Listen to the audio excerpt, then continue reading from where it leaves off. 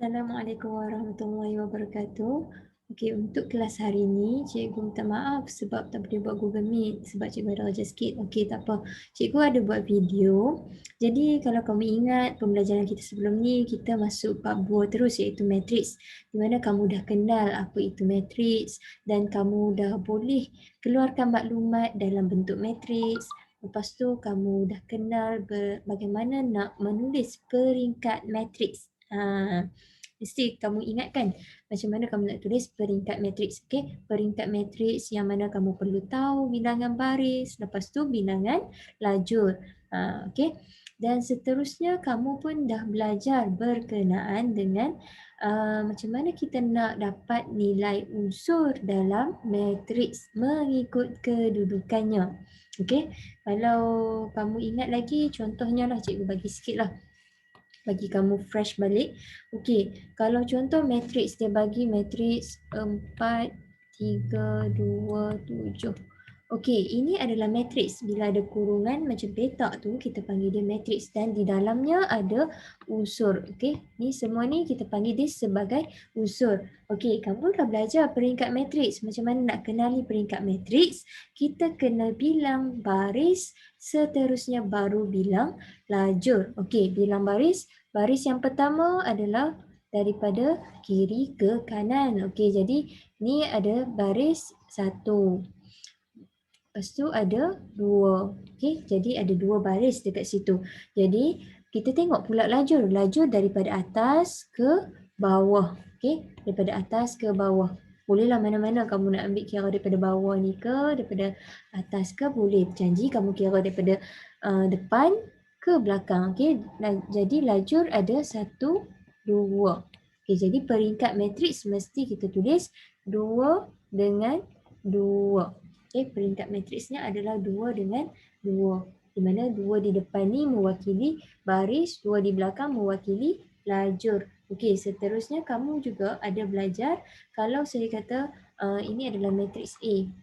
Jadi kalau saya suruh kamu nyatakan unsur bagi kedudukan 1, 2. Unsur bagi kedudukan 1, 2. Apa maksud 1, 2? 1 ni mewakili baris, 2 mewakili lajur. Jadi kedudukan unsur yang duduk pada baris yang pertama tapi lajur yang kedua. Okey, kalau baris pertama yang ni lah 4 dengan 3 tapi lajur kedua yang mana? 3. Okey, jadi unsur dia 3. Okey, itu saya flashback sikit lah. Untuk hari ni, apa yang kita akan belajar adalah kita nak tentukan sama ada dua matriks adalah sama. Jadi kalau soalan lah dia akan bagi dua jenis matriks dan dia nak suruh kita tentukan sama ada kedua-dua matriks ni kembar seiras ke tak seiras. Okey, macam mana kita nak kenal kembar seiras ke tak seiras? Kita ada dua ciri-ciri. Okey, dua ciri-ciri ni adalah yang pertama adalah kita mesti tengok dua matriks tu mempunyai peringkat yang sama. Okey, peringkat yang sama. Kalau matriks yang pertama tu peringkat dia 3 dengan 2, maka matriks yang kedua pun mesti peringkat yang sama 3 dengan 2. Okey. Okey, sekejap lagi saya tunjuk contoh. Okey, seterusnya ciri-ciri yang kedua yang kita nak tentukan sama ada dua matriks tu sama ataupun tidak, setiap unsur di dalam matriks tu mesti sepadan. Setiap unsur sepadannya adalah sama. Maksudnya matriks yang A dengan B tu unsur yang pertama, kedudukan yang pertama mesti sama. Kedudukan yang kedua mesti sama. Okey, jadi kita tengok contoh terus. Okey, contoh yang pertama kita tengok matriks A dan matriks B. Okey, dekat sini kita nak tentukan sama ada matriks A dan B ni adakah matriks yang sama? Matriks adalah sama ataupun tidak? Okey, jadi yang pertama kita mesti cari dia punya peringkat matriks. Okey, kalau kamu tengok untuk A, peringkat matriks dia, kita tengok baris dia ada 2, 1, 2. Lajur pun ada 2, 1, 2. Jadi peringkat matriks dia 2 dengan 2. 2 kepada 2. 2 dengan 2. Lepas tu kita tengok pula matriks B. Baris ada 1, 2. Lajur ada 1, 2. Jadi peringkat matriks dia 2 dengan 2. Nampak? Peringkat dia sama. Okey, tapi tak menentukan bahawa matriks ni sama lagi. Kita kena tengok pula unsur di dalam dia. Okey, kita tengok unsur yang pertama. 2 ni. Okey, matriks A 2. Kita tengok matriks B. Dekat kedudukan yang sama juga. Adakah ada 2? Yes, ada 2. Seterusnya kita cek satu-satu. Unsur yang seterusnya 11.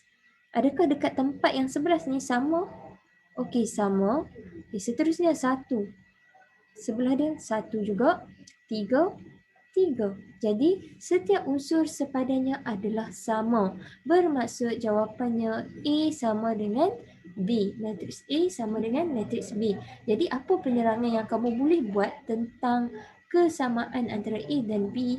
Penerangan yang pertama, kamu boleh katakan kedua-dua matriks ini mempunyai peringkat yang sama. Itu poin yang pertama. Dia mesti mempunyai peringkat yang sama. Dan yang kedua, setiap unsur sepadannya sama. Okey? Itu yang membuktikan bahawa matriks A dan matriks B adalah sama. Okey, seterusnya kita tengok pula contoh yang kedua.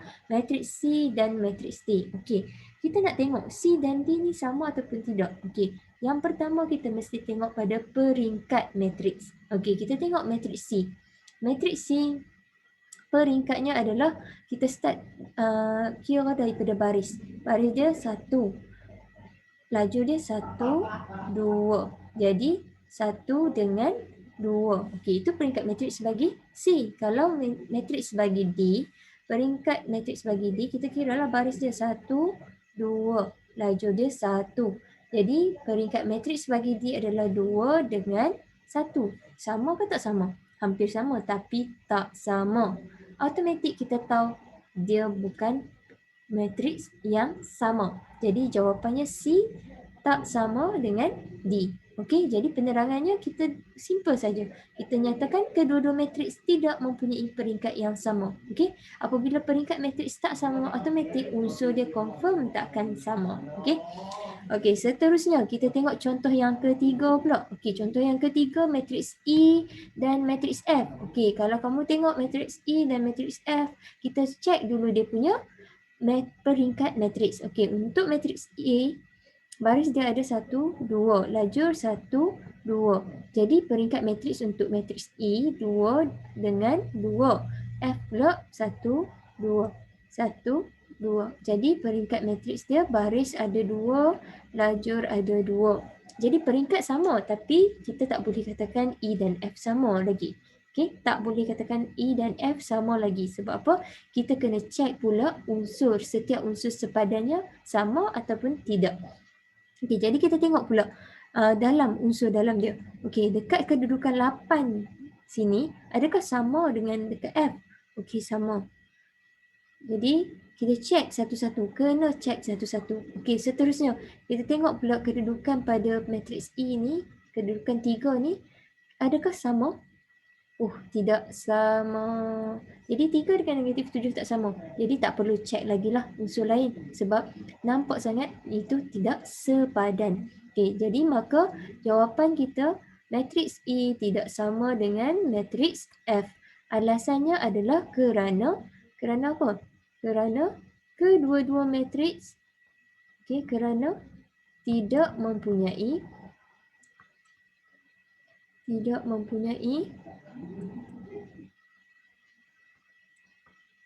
unsur sepadan yang sama. Unsur sepadan yang sama. Okey? Okey, seterusnya kita tengok pula untuk contoh yang keempat. Contoh yang keempat sama juga. Matriks G, matriks H. Okey, dekat sini kamu jangan terpedaya sebab matriks G dia bagi dalam bentuk perpuluhan. Tapi matriks H dia bagi dalam bentuk pecahan. Tunggu dulu, jangan cakap dia adalah bukan matriks yang sama. Okey, kita cek satu persatu. Mesti cek bermula dengan peringkat matriks. Okey, jadi G peringkat matriks dia adalah baris dia ada 1, 2, 3. Okey, jadi 3 dengan lajur dia ada 1, 2. Okey, lajur 1, 2. Jadi 3 dengan 2. Okey, seterusnya H. H pun sama juga, baris 1, 2, 3. Jadi baris dia ada 3, lajur dia ada 1, 2. Jadi lajur ada 2. Okey, peringkat matriks sama dah. Bagaimana pula dengan unsurnya? Okey, unsur dekat sini kita tengok. Yang pertama 0.5 Okey, dekat sini 1/2.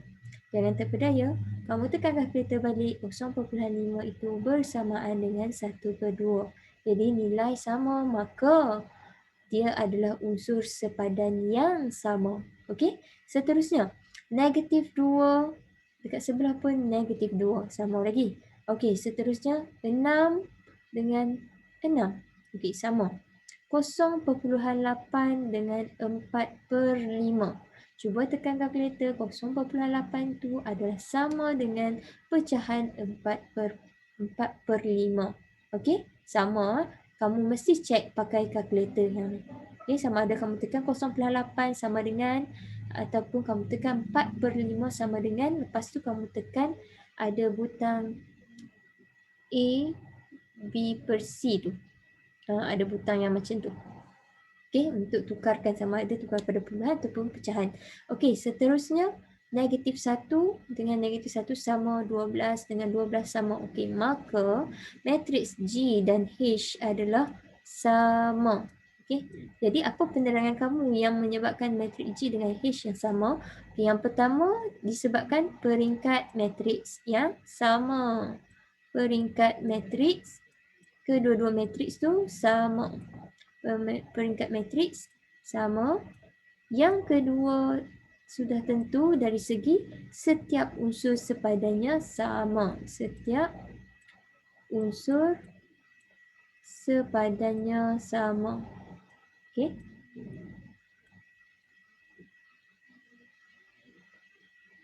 Okey.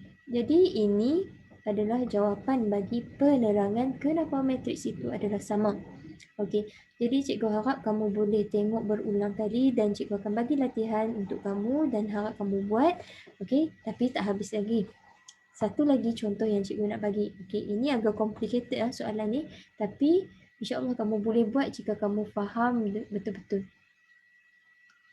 Okey, dekat sini saya bagi satu contoh. Diberi matriks P adalah sama dengan unsur dia yang pertama X, kedua 7, 0, 5 tolak 3Z. Dan matriks Q, unsurnya adalah 5, Y tambah 1, 0, 2Z. Okey, sekarang ni dia suruh kita tentukan nilai X, Y dan Z jika matriks P dan Q adalah sama. Apa maksud matriks P dan Q adalah sama? Maksudnya adalah peringkat sama, setiap unsur sepadannya sama. Jadi, kalau setiap unsur sepadannya sama, kalau kedudukan dekat X ni, dekat matriks P, nilai X tu kita boleh bandingkan dengan pada matriks Q, pada kedudukan yang sama. Okay?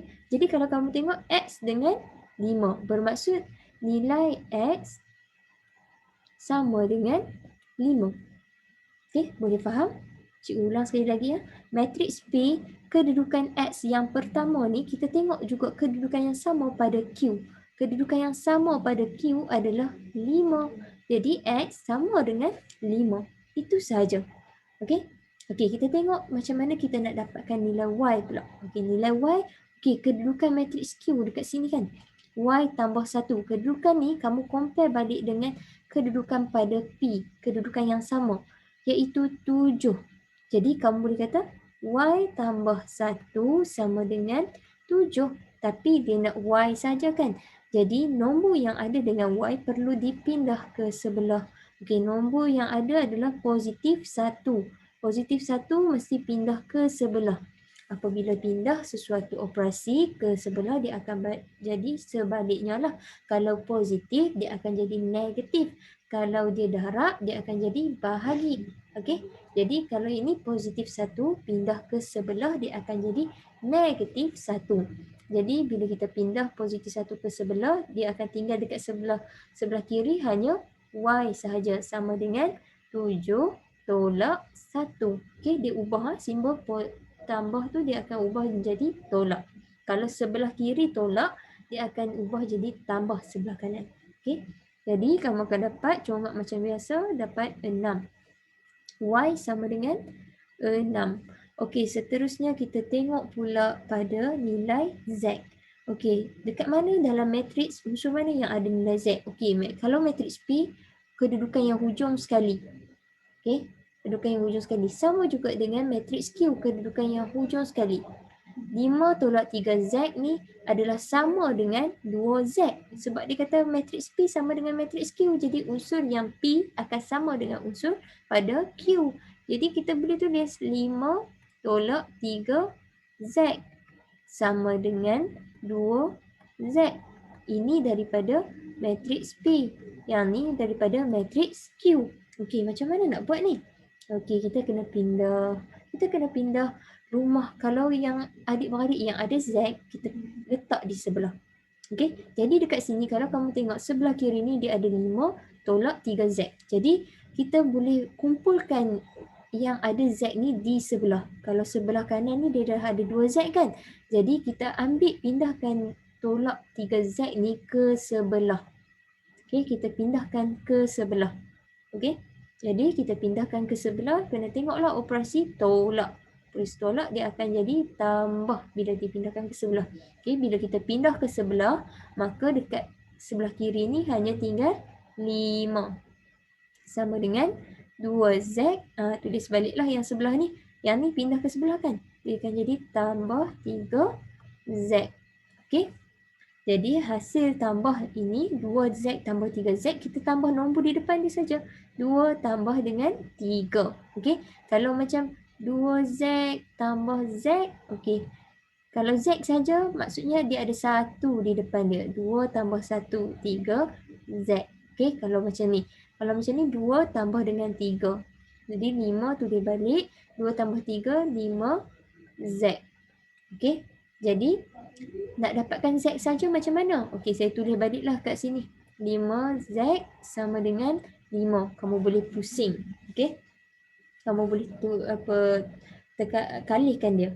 Okey. Bukan pindah, kalihkan sahaja. Kalih tahu tak bahasa Kedah?